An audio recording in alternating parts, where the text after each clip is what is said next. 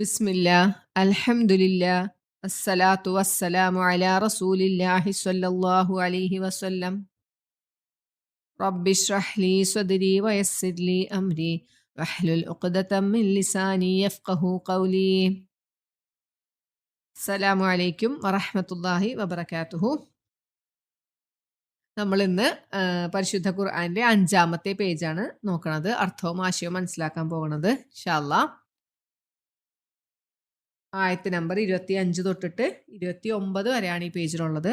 നമ്മൾ 4-ാമത്തെ പേജിൽ പറഞ്ഞു നിർത്തിയത് അവിശ്വാസികളായ ആളുകൾ, അതായത് ഖുർആനിൽ വിശ്വസിക്കാത്ത ആളുകൾ, സംശയമുള്ളവർ, ഇത് അള്ളാഹുവിൽ നിന്ന് തന്നെയുള്ള ഗ്രന്ഥമാണെന്ന് സംശയമുള്ളവർ, അവരോട് അള്ളാഹു ഒരു വെല്ലുവിളി നടത്തുന്നുണ്ട്, നിങ്ങൾ ഇതുപോലുള്ളൊരു സൂറത്ത് കൊണ്ടുപോകാന്ന് പറയുന്നുണ്ട്. അത് കഴിഞ്ഞിട്ട് അള്ളാഹു ഒരു താക്കീത് കൊടുക്കുകയാണ് അവർക്ക്. എന്താ? മനുഷ്യനും കല്ലുകളും ഇന്ധനമാക്കുന്ന നരകത്തെ നിങ്ങൾ സൂക്ഷിക്കുവിൻ, അത് അള്ളാഹു അവിശ്വാസികൾക്കായി ഒരുക്കി തയ്യാറാക്കി വെച്ചിരിക്കുന്നു എന്നാണ് നമ്മൾ ലാസ്റ്റ് പറഞ്ഞു നിർത്തിയത് അല്ലേ. ഇനി നെക്സ്റ്റ് പേജ് നോക്കാം. അഊദു ബില്ലാഹി മിനശ് ശൈത്വാനിർ റജീം. ബിസ്മില്ലാഹിർ റഹ്മാനിർ റഹീം. വബശ്ശിരിൽ ലദീന ആമനൂ വഅമിലുസ് സ്വാലിഹാത്തി അന്ന ലഹും ജന്നാത്തിൻ تجري من تحتها الأنهار كلما رزقوا منها من ثمرة رزقا قالوا هذا الذي رزقنا من قبل وأتوا به متشابها ولهم فيها أزواج مطهرة وهم فيها خالدون. ഈ പേജിൽ തുടങ്ങണ തന്നെ അള്ളാഹു ഒരു സന്തോഷ വാർത്ത അറിയിച്ചുകൊണ്ടാണ്. എന്താ? നബി സല്ലല്ലാഹു അലൈഹി വസല്ലമയോട് പറയാണ്, നബിയെ, താങ്കൾ വിശ്വസിക്കുകയും സൽക്കർമ്മങ്ങൾ പ്രവർത്തിക്കുകയും ചെയ്തവർക്ക് സന്തോഷ വാർത്ത അറിയിക്കുക. എന്താണ് സന്തോഷ വാർത്ത? താഴ്ഭാഗത്തുകൂടി അരുവികൾ ഒഴുകുന്ന സ്വർഗത്തോപ്പുകൾ അവർക്കുണ്ടെന്ന്. പിന്നെ അതിലെന്തൊക്കെ നമുക്ക് കിട്ടും എന്നാണ് പറയുന്നത് കേട്ടോ. അതിൽ നമുക്ക് ഭക്ഷിക്കാൻ നൽകുമ്പോൾ, ആഹാരം നൽകുമ്പോഴെല്ലാം, ഫലങ്ങളിൽ നിന്നും നൽകുമ്പോഴെല്ലാം അവർ പറയും, ഇത് ഞങ്ങൾക്ക് മുൻപ് നൽകപ്പെട്ടത് തന്നെയാണല്ലോ എന്ന് അവർ പറയും. പരസ്പരം പറയും, ഇത് നമ്മൾ മുമ്പ് ഭൂമിയിൽ വെച്ച് കഴിച്ചത് തന്നെയാണല്ലോ എന്ന് അവർ പറയും. അപ്പൊ അള്ളാഹു പറയാണ്, ഇത് നിങ്ങൾക്ക് പരസ്പര സാദൃശ്യമുള്ളതാക്കി തന്നതാണെന്ന്. അത് പിന്നെന്താ പറഞ്ഞേ? അവിടെ നിങ്ങൾക്ക് പരിശുദ്ധരായ ഇണകൾ ഉണ്ടായിരിക്കും, അവർ അവിടെ നിത്യവാസികളായിരിക്കും. ഇതാണ് ഈ ആയത്തിൽ അർത്ഥം പറയണേ. അപ്പൊ എന്താ പ്രവാചകന്മാരെ അയച്ചിട്ടുള്ളത്? എന്താ? ആദ്യം അള്ളാഹു പറഞ്ഞത് സന്തോഷ വാർത്ത അറിയിക്കുക എന്നാണ്. പിന്നെയാണ് താക്കീദിനെ കുറിച്ച് പറയുന്നത്. അപ്പൊ സന്തോഷ വാർത്ത അറിയിക്കുവാനും താക്കീത് ചെയ്യുവാനും വേണ്ടിയാണ് അള്ളാഹു പ്രവാചകന്മാരെ അയച്ചിട്ടുള്ളത് അല്ലെ. അപ്പൊ ഇവിടെ ഒരു സന്തോഷ വാർത്തയാണ് പറയണത്. എന്താ? നമ്മളോട് 2 കാര്യങ്ങളാണ് പറയണത്. വിശ്വസിക്കണം, സൽക്കർമ്മങ്ങൾ ചെയ്യണം. അപ്പൊ ആദ്യം വേണ്ടത് വിശ്വാസമാണ്. വിശ്വസിക്കാത്ത ഒരാള്, അള്ളാഹുവിലോ പരലോകത്തിലോ ഒന്നും വിശ്വസിക്കാത്ത ഒരാള് ഈ ഭൂമിയിൽ എന്തൊക്കെ തന്നെ നല്ല കാര്യങ്ങൾ ചെയ്തിട്ടും കാര്യമില്ല, അവിടെ ചെല്ലുമ്പോൾ ഇതൊന്നും കിട്ടൂല. അപ്പൊ ഈ പറയണ കാര്യങ്ങളൊക്കെ കിട്ടണമെങ്കിൽ ആദ്യം വിശ്വാസം വേണം. ആ വിശ്വസിച്ച കാര്യങ്ങൾ അനുസരിച്ച് നല്ല കാര്യങ്ങൾ നമ്മൾ പ്രവർത്തിക്കുകയും വേണം. അപ്പൊ വിശ്വസിക്കാത്ത ഒരാൾക്ക് നന്മ ചെയ്യണ ഒരാളുണ്ടെങ്കിൽ അവർക്ക് അത് ഇവിടെ തന്നെ അള്ളാഹു അതിനുള്ള പ്രതിഫലം നൽകും എന്നാണ്. അള്ളാഹു ആരോടും ഒരിക്കലും അനീതി കാണിക്കുകയില്ല. നമ്മളൊരു നല്ല കാര്യം ചെയ്താൽ അള്ളാഹു ഒന്നില്ലെങ്കിൽ അത് പരലോകത്തേക്ക് എടുത്തു വെക്കും, അല്ലെങ്കിൽ ഇവിടെ തന്നെ തരും. ഇപ്പൊ വിശ്വസിക്കാത്ത ഒരാൾക്ക് ഒരിക്കലും പരലോകത്ത് ചെന്നിട്ടുണ്ടെങ്കിൽ ഒന്നും ഉണ്ടാവില്ല. അപ്പൊ ആദ്യം വേണ്ടത് വിശ്വാസമാണ്. അതാണ് ഈ ആയത്തിൽ പറയണേ. അപ്പോൾ അവിടെ ചെല്ലുമ്പോൾ സ്വർഗങ്ങൾ ഉണ്ടായിരിക്കുന്നതാണ്, സ്വർഗത്തോപ്പുകൾ. ഒരു സത്യവിശ്വാസികൾക്ക് 4 സ്വർഗത്തോപ്പുകൾ ഉണ്ടെന്നാണ് പറഞ്ഞേക്കണേ അല്ലെ. അപ്പൊ താഴ്ഭാഗത്തു കൂടി അരുവികൾ, നമ്മൾ സ്വർഗത്തിനെ കുറിച്ച് എവിടെ ഖുറാനിൽ പറയുമ്പോഴും ഇങ്ങനെയാണ് പറയുന്നത്, മിൻ തഹ്തിഹൽ അൻഹാർ തജ്രി മിൻ തഹ്തിഹൽ അൻഹാർ. താഴ്ഭാഗത്തു കൂടി അരുവികൾ ഒഴുകുന്ന സ്വർഗത്തോപ്പുകൾ ഉണ്ടായിരിക്കും അവർക്ക്. പിന്നെ അവിടെ കിട്ടണ കാര്യങ്ങളാണ് ഈ സമർ എന്നുള്ളൊരു വേർഡിന് ഫലങ്ങൾ എന്ന് വെച്ചാൽ ഫ്രൂട്ട്സ് എന്ന് മാത്രമല്ല ഉദ്ദേശം, എല്ലാവിധ ഫലങ്ങളും, അതായത് വെജിറ്റബിൾസും ഫ്രൂട്ട്സും അങ്ങനെ എല്ലാ തരത്തിലുള്ള ഫലങ്ങളെയാണ് ഈ സമർ എന്ന് പറയുന്നത്. അപ്പൊ അവിടെ നിങ്ങൾക്ക് എന്ത് ഭക്ഷിക്കാൻ നൽകുമ്പോഴും നമ്മൾ പറയാണ്, ഇത് നമുക്ക് മുമ്പ് നൽകപ്പെട്ടത് തന്നെയാണല്ലോ എന്ന് ഭൂമിയിൽ. അതായത് നമ്മൾക്ക് ഇപ്പൊ എന്താണ്, പരസ്പര സാദൃശ്യമുള്ളതാക്കിയിട്ട് അള്ളാഹു തന്നിരിക്കുന്നത്. നമുക്ക് കാണുമ്പോൾ നമ്മൾ ഇവിടെ കഴിച്ച സാധനങ്ങളാന്ന് തോന്നും. ഒരിക്കലും അത് അതിൻ്റെ ടേസ്റ്റിലോ ടേസ്റ്റും അതിൻ്റെ ഗുണത്തിലോ ഒക്കെ വ്യത്യാസം ഉണ്ടായിരിക്കും. ഇബ്നു അബ്ബാസ് റളിയല്ലാഹു അൻഹു പറഞ്ഞിട്ടുള്ളത് എന്താണ്? സ്വർഗത്തിലുള്ള വസ്തുക്കളിൽ നിന്ന് പേരുകളല്ലാതെ ഇഹലോകത്തിലില്ലാന്ന്. അതായത് ഇപ്പൊ നമ്മളിവിടെ മാങ്ങ അല്ലെങ്കിൽ മാതളം മാംസം എന്നൊക്കെ പറയണ്ടല്ലോ, ഇതൊക്കെ ഈ പേരുകൾ മാത്രമാണ് അവിടെ. നമുക്ക് മനസ്സിലാവണ ഒരു ഭാഷയിലല്ലേ അള്ളാഹു നമുക്ക് ഖുർആൻ അവതരിപ്പിച്ച് തന്നിരിക്കണേ. അപ്പോൾ ഈ പേരുകളിൽ മാത്രമേ ഉള്ളൂ. കാണുമ്പോൾ നമുക്ക് തോന്നും ഇത് നമ്മൾ അവിടെ ഭൂമിയിൽ കഴിച്ചിട്ടുള്ള മാങ്ങയാണല്ലോ അല്ലെങ്കിൽ മാതളാണല്ലോ എന്നൊക്കെ തോന്നും. പക്ഷെ അത് കഴിക്കുമ്പോൾ അത് ഇവിടത്തേതായിട്ട് യാതൊരു ബന്ധവും ഉണ്ടാവില്ല. സ്വർഗത്തിലെല്ലാതും ഏറ്റവും ഉത്തമമായതാണ് അല്ലേ അള്ളാഹു തരുന്നത്. അപ്പൊ അതാണ് പറഞ്ഞത്. അപ്പൊ നമ്മൾ കഴിക്കുമ്പോൾ പറയും ഇത് നമ്മൾക്ക് മുമ്പ് തന്നിട്ടുള്ള തന്നെയാണല്ലോ എന്ന് പറയുമ്പോൾ അള്ളാഹു പറയാണ് മുത്തശാബിഹ എന്ന് വെച്ചാൽ പരസ്പര സാദൃശ്യമുള്ളത്, കാണുമ്പോൾ ഒരുപോലെ തോന്നുന്നത്. നിങ്ങൾക്കത് പരസ്പര സാദൃശ്യമുള്ളതാക്കി നൽകപ്പെട്ടതാണെന്ന്. പിന്നെ അവിടെ കിട്ടുന്ന കാര്യം എന്താ പറഞ്ഞത്? അസ്വാജും മുത്തഹറ. അസ്വാജ് എന്ന് വെച്ചാൽ ഇണകൾ എന്ന് വെച്ചാല് ഭാര്യയാവാ ഭർത്താവാ അല്ലെ. ഇണകൾക്ക് ഇവിടെ പലതരം കുറവുകളും മനുഷ്യന്മാർക്കുണ്ട് അല്ലേ. അവിടെ നമുക്ക് കിട്ടുന്ന ഇണയ്ക്ക് യാതൊരു വക കുറവുകളും ഇല്ലാത്തതാണ്. അതായത് ശാരീരികമായോ സ്വഭാവപരമായോ അല്ലെങ്കിൽ പ്രകൃതിപരമായോ സൗന്ദര്യം ഒന്നിലും ഒരു കുറവുമില്ല. എല്ലാ വൈകല്യങ്ങളിൽ നിന്നും മാലിന്യങ്ങളിൽ നിന്നൊക്കെ ശുദ്ധമായവരാണ് അവിടെ കിട്ടണ ഇണകൾ. അപ്പൊ അത്രയും പരിശുദ്ധരാക്കപ്പെട്ട ഇണകൾ നിങ്ങൾക്ക് കിട്ടും. പിന്നെ പറഞ്ഞു നിങ്ങൾ അവിടെ നിത്യവാസികളായിരിക്കും. ഇവിടെ ഈ സ്വർഗത്തിലും സ്വർഗക്കാരാണെങ്കിലും നരകക്കാരാണെങ്കിലും അവർക്ക് കിട്ടാൻ പോണത് അവിടുത്തെ ശാശ്വതവാസമാണല്ലേ. അപ്പോൾ ബുഖാരി മുസ്ലിം റളിയല്ലാഹു അൻഹു അവര് ഉദ്ധരിച്ച ഒരു ഹദീസിൽ നബി സല്ലല്ലാഹു അലൈഹി വസല്ലമ പറഞ്ഞതായിട്ട് പറയുന്നുണ്ട്. എന്താണ്? സ്വർഗക്കാർ സ്വർഗത്തിലും നരകക്കാർ നരകത്തിലും പ്രവേശിക്കും. പിന്നീട് ഒരാൾ അവർക്കിടയിൽ രംഗത്ത് വന്ന് ഉച്ചത്തിൽ പ്രഖ്യാപിക്കും. നരകക്കാരെ മരണമില്ല, സ്വർഗക്കാരെ മരണമില്ല, എല്ലാവരും അതതിൽ നിത്യവാസികളായിരിക്കും. അതായത് സ്വർഗത്തിലേക്ക് എത്തിപ്പെട്ടു കഴിഞ്ഞാൽ പിന്നെ നമ്മൾക്ക് അവിടെ യാതൊരു വിഷമമോ ദുഃഖമോ ഒന്നുമില്ല. നമ്മൾ അതിൽ നിത്യവാസികളായി നമുക്ക് ഈ പറയണ എല്ലാവിധ അള്ളാഹു നൽകിയിട്ടുള്ള എല്ലാം നമുക്ക് കിട്ടും എന്നാണ് പറയണ ആയത്തില്. പിന്നെ നെക്സ്റ്റ് ആയത്ത് പറയണത് എന്താ വെച്ചാല് അള്ളാഹു പറയാണ്, അത് അവിശ്വാസികളോടുള്ളൊരു മറുപടിയാണ് കേട്ടോ പറയണേ. എന്ന് വെച്ചാൽ ഈ ഖുർആൻ അള്ളാഹു ഒരു വെല്ലുവിളിക്കുന്നുണ്ടല്ലേ 9 പേജിൽ. നിങ്ങൾക്ക് ഇതിൽ എന്തെങ്കിലും സംശയമുണ്ട്, ഞാൻ എൻ്റെ അടിയാനെ ഇറക്കിയതിൽ നിങ്ങൾ എന്തെങ്കിലും സംശയത്തിലാണെങ്കിൽ നിങ്ങൾ ഇതുപോലെയുള്ള ഒരു സൂറത്ത് കൊണ്ടുപോകാന്ന് അള്ളാഹു പറയുന്നുണ്ട്. പക്ഷെ ആർക്കും അതുപോലെയുള്ളൊരു ഗ്രന്ഥം കൊണ്ടുവരാൻ ഇതുവരെ സാധിച്ചിട്ടില്ല. അതിന് പല ശ്രമങ്ങളും അന്നത്തെ കാലത്ത് നടന്നിട്ടുണ്ട്, പക്ഷെ ഒന്നും വിജയിച്ചിട്ടില്ല കേട്ടാ. അപ്പോൾ അന്നത്തെ കാലത്ത് കവികളാണ് കൂടുതൽ ഉണ്ടായിരുന്നല്ലേ. കവിത ഉണ്ടാക്കണതിൽ അവര് ഭയങ്കര മിടുക്കന്മാരായിരുന്നു നമ്മൾ നേരത്തെ പറഞ്ഞു. പക്ഷെ ഖുർആൻ എന്ന് പറഞ്ഞിട്ടുണ്ടെങ്കിൽ ഒരിക്കലും ഒരു കവിതയുമല്ല അല്ലെങ്കിൽ ഒരു പാഠം പോലെയുമല്ല അല്ലെ. രണ്ടുമല്ലാത്തൊരു ശൈലിയാണ്. അപ്പൊ ഇതുപോലെ ഒരു ശൈലിയിൽ കൊണ്ടുവരാൻ ആർക്കും ഇതുവരെ സാധിച്ചിട്ടില്ല. എന്നാലും അപ്പൊ ഇവര് തോറ്റു കൊടുക്കൂല. ഉണ്ടാക്കാൻ പറ്റിയില്ലെങ്കിലും അവര് കുറ്റം പറയണതിന് ഒട്ടും മോശക്കാരായിരുന്നില്ല. അപ്പൊ അവര് പറയുന്നത് അള്ളാഹു ഇതിൽ ഖുർആനിൽ ഒരുപാട് ഉപമകൾ പറഞ്ഞിട്ടുണ്ട്. എക്സാമ്പിൾസ് അല്ല, നമ്മൾ കുറച്ച് മുമ്പത്തെ പേജിൽ പഠിച്ചു. മഴ, ഇടി, ഇരുട്ട് ഒക്കെ നമ്മൾ അവിശ്വാസികളെ കുറിച്ചിട്ടൊക്കെ പറഞ്ഞപ്പോൾ ഉദാഹരണങ്ങളായിട്ട് പറഞ്ഞു. അപ്പൊ പിന്നെ അള്ളാഹു പറയുന്നുണ്ട് ഈച്ചയെ കുറിച്ച് പറയുന്നുണ്ട്.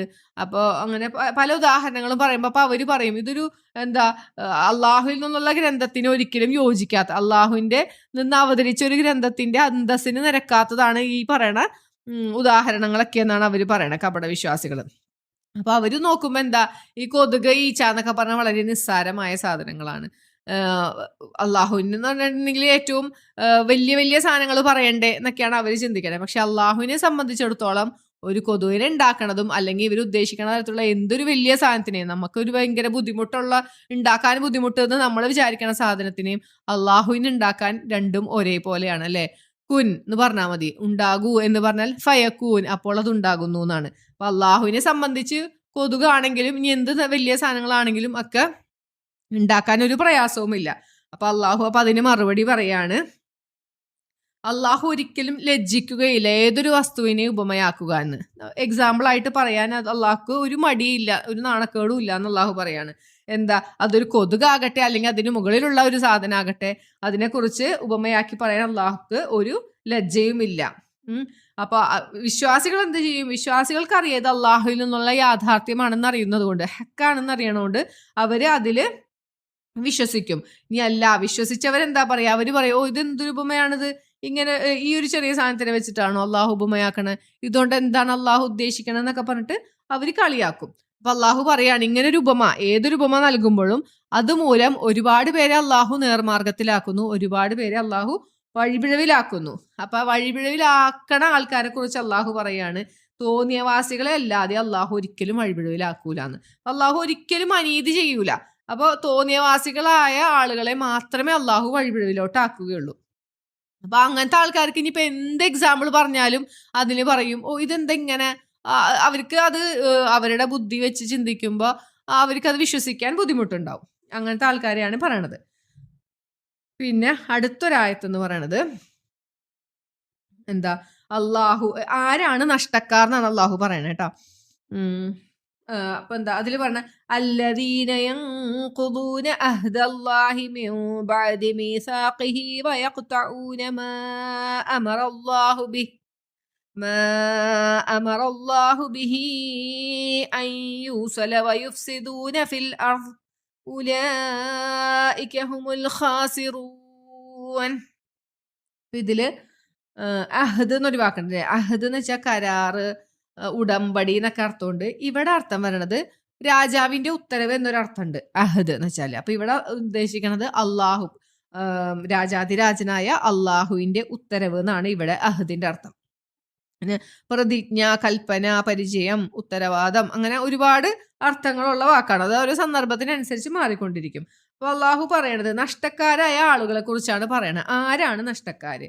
അപ്പൊ അവര് ഒന്നാമത്തെ പറയാണ്, അവരെ പറ്റി പറയണത് എന്താ, അള്ളാഹുവുമായി അവര് കരാർ ഉറപ്പിച്ചതിനു ശേഷം ലംഘിക്കും, അങ്ങനത്തെ ആൾക്കാര്. പിന്നെ പറഞ്ഞ കാര്യം എന്താ, അള്ളാഹു കൂട്ടി യോജിപ്പിക്കാൻ പറഞ്ഞ കാര്യത്തിനെ അവര് മുറിച്ചു കളയും, ഭൂമിയിൽ കുഴപ്പമുണ്ടാക്കും. ഈ 3 കാര്യങ്ങൾ, ഇങ്ങനത്തെ ആൾക്കാരാണ് ആര്, നഷ്ടക്കാരെന്നാണ് അള്ളാഹു പറയണത്. അപ്പോൾ ആദ്യം പറഞ്ഞ കാര്യം എന്താ, അള്ളാഹുമായി കരാർ ഉറപ്പിച്ചതിനു ശേഷം അവർ അതിനെ എന്താണ് ലംഘിക്കും എന്ന് പറഞ്ഞു അല്ലെ.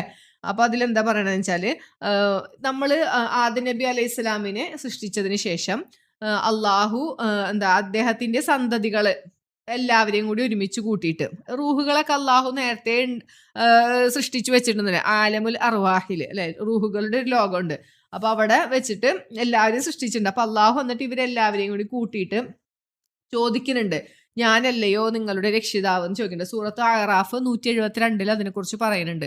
അപ്പൊ അതിൽ അള്ളാഹു പറയുന്നുണ്ട്, എന്താ, നിങ്ങൾ അന്ത്യനാളില് ഇതിനെ ഖിയാമത്ത് നാളിൽ നിങ്ങൾ ഇതിനെക്കുറിച്ച് അശ്രദ്ധരായിരിക്കും എന്നതുകൊണ്ടാണ് ചോദിക്കണേന്ന് പറയുന്നുണ്ട് ആയത്തില്. അപ്പൊ ചോദിക്കുമ്പോ എല്ലാവരും സമ്മതിച്ചിട്ടുണ്ട്, അതെ അള്ളാഹു ആണ് ഞങ്ങളുടെ രക്ഷിതാവ്, അപ്പൊ അള്ളാഹു പറഞ്ഞ അനുസരിച്ച് ജീവിച്ചോളാം എന്ന് പറഞ്ഞിട്ടാണ് നമ്മൾ ഭൂമിയിലേക്ക് വന്നിട്ടുള്ളത്. അത് കഴിഞ്ഞിട്ടാണ് ഇവിടെ വരുമ്പോ ഈ കപടവിശ്വാസികളും അവിശ്വാസികളും ഒക്കെ ആയിട്ട് മാറണത്. അതാണ് അള്ളാഹുവുമായിട്ടുള്ള കരാർ ഉറപ്പിച്ചതിന് ശേഷം ലംഘിച്ചു എന്ന് പറയുന്നത്. അതാണ് നമ്മളെല്ലാവരും അള്ളാഹുവിനോട് സമ്മതിച്ച കാര്യമാണ്.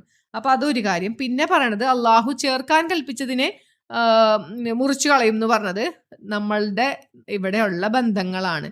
കുടുംബ ബന്ധങ്ങൾ, അയൽവാസികളുമായുള്ള ബന്ധം അല്ലെ, അയൽവക്ക ബന്ധം, പിന്നെ സാമൂഹിക ബന്ധങ്ങൾ, മതപരമായുള്ള ബന്ധങ്ങൾ, അങ്ങനെ രക്തബന്ധങ്ങൾ, അങ്ങനെ ഒരുപാട് കാര്യങ്ങളുണ്ട് അല്ലെ. അപ്പൊ അതിൽ അള്ളാഹു പറയണത്, ഇപ്പൊ നമ്മൾ ഒരാള് എല്ലാം നമസ്കാരം, നോമ്പ്, സക്കാത്ത് ഇതെല്ലാം കൊടുക്കും, കൃത്യമായി ചെയ്യും, സുന്നത്തുകൾ ചെയ്യും, എല്ലാം ചെയ്യുന്ന ആളാണ്. പക്ഷെ കുടുംബ ബന്ധം മുറിച്ചിട്ട് ഉണ്ടെങ്കിൽ കാര്യമുണ്ടാ? ഇതൊന്നും അള്ളാഹു സ്വീകരിക്കൂല. അപ്പൊ കുടുംബ ബന്ധത്തിനും അയൽവക്ക ബന്ധത്തിനെ കുറിച്ച് ഒരുപാട് ഹദീസുകൾ ഉണ്ടല്ലേ.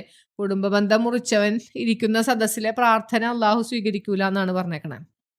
അതുപോലെ തന്നെ അയൽവാസികളുമായിട്ടുള്ള ബന്ധത്തെക്കുറിച്ച് പ്രവാചകൻ പറഞ്ഞിട്ട്, അയൽവാസികളോടുള്ള കടമകൾ അള്ളാഹു പറയണത് കേട്ടപ്പോൾ എന്താണ്, അനന്തര സ്വത്തിൽ നിന്നും അവർക്ക് കൊടുക്കേണ്ട വരുമോന്ന് വരെ നബി സല്ലല്ലാഹു അലൈഹി വസല്ലമ വിചാരിച്ചിട്ടുണ്ടെന്ന്. കാരണം അത്രയും ബന്ധമാണ് അയൽവക്ക ബന്ധം എന്ന് പറയുന്നത്.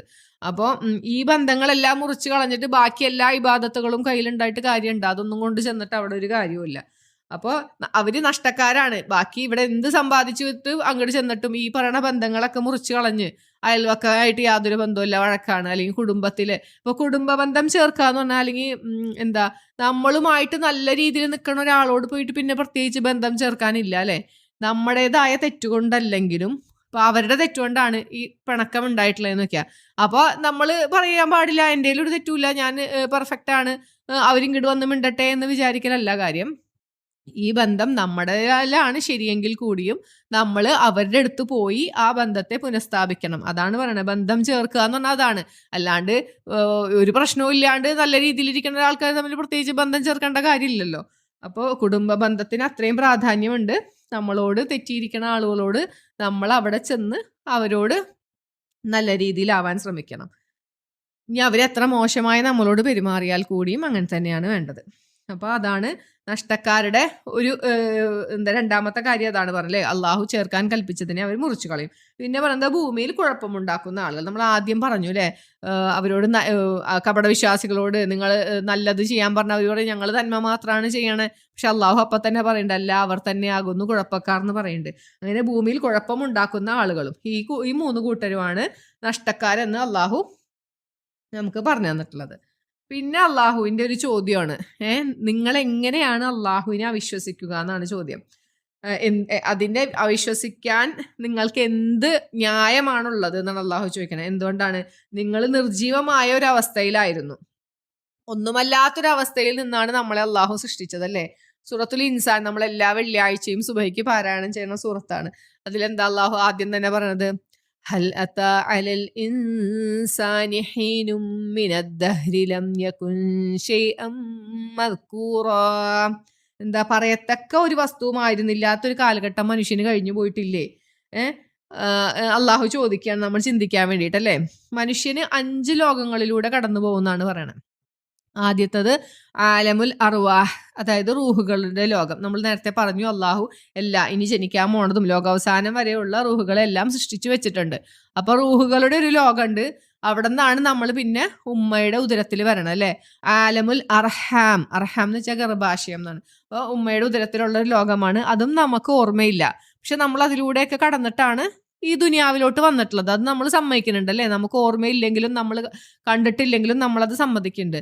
പിന്നെ നമുക്കറിയാവുന്ന ഈ ലോകം ആലമുദ്ദുന്യ, ഇഹലോക ജീവിതം അല്ലെ, ഈ ഇഹത്തിലെ ലോകം, ഈ ലോകം. പിന്നെ ഇനി വരാൻ പോണതാണ് 2 ആലമുൽ ബർസഖ് എന്ന് വെച്ചാൽ എന്താ, ഖബർ ജീവിതം. പിന്നെ അടുത്തതാണ് ആലമുൽ ആഖിറ, പരലോകം. അപ്പോൾ ഈ മുമ്പ് നമ്മൾ കണ്ടിട്ടില്ലാത്ത ഈ ലോകങ്ങളെല്ലാം ഏതൊരു മനുഷ്യനും ഉമ്മയുടെ ഉദരത്തിൽ കിടന്നിട്ടാണ് ഇങ്ങോട്ട് പുറത്തേക്ക് വന്നിട്ടില്ല. അത് നമുക്ക് ഓർമ്മയില്ലെങ്കിലും മറ്റുള്ളവർ പറഞ്ഞു അല്ലെ, നമുക്ക് ജനിച്ച ആ സമയത്ത് നമുക്ക് ഓർമ്മയുണ്ടോ? ഇല്ല. എന്നിട്ടും നമുക്ക് നമ്മൾ ബാക്കിയുള്ളവർ പറഞ്ഞു കേട്ടിട്ട് നമ്മൾ വിശ്വസിക്കുന്നുണ്ടല്ലേ.